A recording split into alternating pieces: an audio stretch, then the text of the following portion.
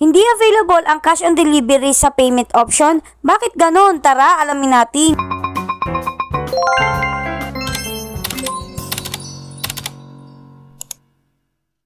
Naranasan nyo na ba yung mag-scroll kayo tas nung may checkout na kayo, nakita nyo dun sa payment option na hindi available ang cash on delivery? Yes po, kung matagal na kayo nagsha-shopping dito sa Lazada ay merong mga shops na hindi available ang cash on delivery. Katulad na lang netong shop na to. Ang ipapakita ko sa inyo is medyo mahal siya. Hindi pala medyo, mahal pala talaga siya. Pero makikita nyo dito mamaya na hindi talaga available sa kanya yung COD. So ito na nga, nung i-checkout ko na itong product na to ay ganito yung nakalagay sa payment option. Yan, dalawa lang siya, itong card tsaka yung video na installment. Ito nung pinindot ko yung select payment option is hindi available dito talaga yung cash on delivery. Ito nga lang isa sa mga pwede itong installment ng BDO. Tapos meron din ditong GCash. Kaso hindi ko nga siya ma-select as payment option kasi nga insufficient balance. Tapos meron din dito Maya at Lazada Wallet. Pero nung tumingin ako sa ibang shop na medyo mahal din naman siya, kagaya nitong aircon, is available naman sa kanya yung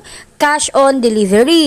Pipindutin ko yung select payment option at makikita nyo dito na pwede nyong pindutin ang cash on delivery. So, bakit nga ba ganon? Bakit hindi available ang cash on delivery sa inyo? Unang-una ay disable ito sa inyong account. Giging disabled ang inyong account kung marami kayong failed deliveries. Under nito ay yung mga nagre-refuse na kunin yung order nila o kaya hindi nagbabayad kapag dumating na yung order nila. Next naman ay incorrect address. Lagi nyong i-make sure na tama yung address na inyong nilalagay. Lastly is available or unknown consignee. Madalas na gumagawa nito is yung mga scammer, kaya ingat-ingat kayo kasi nare-record nila yan. Next naman ay unsupported item category. Meaning meron talagang mga order dito na hindi pwede ang COD. Ito ay para sa mga bulky orders or digital goods. Tulad na lang ng mobile loads or e-voucher. So ito yung example ng e-voucher na makikita nyo dito mismo sa Lazada. Yan, ibabay na ko na siya at makikita nyo dito sa select payment option na wala ang COD. Yung bulky orders naman is yung order kayo ng maramihan sa isang shop or sa isang order.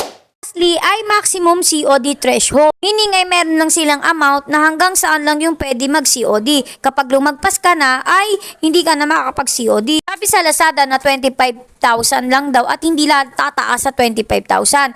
Pero ito nung nag-checkout na ako, ang nakita ko dito is 30,000 daw. Yan, pipindutin ko na yung select payment option at pipindutin ko yung cash on delivery. Hindi daw dapat mag-exceed sa 30,000 dapat yung bayaran. Kapag lumagpas na ay hindi na available ang COD sa inyo. Kaya thank you for watching. Yun lang.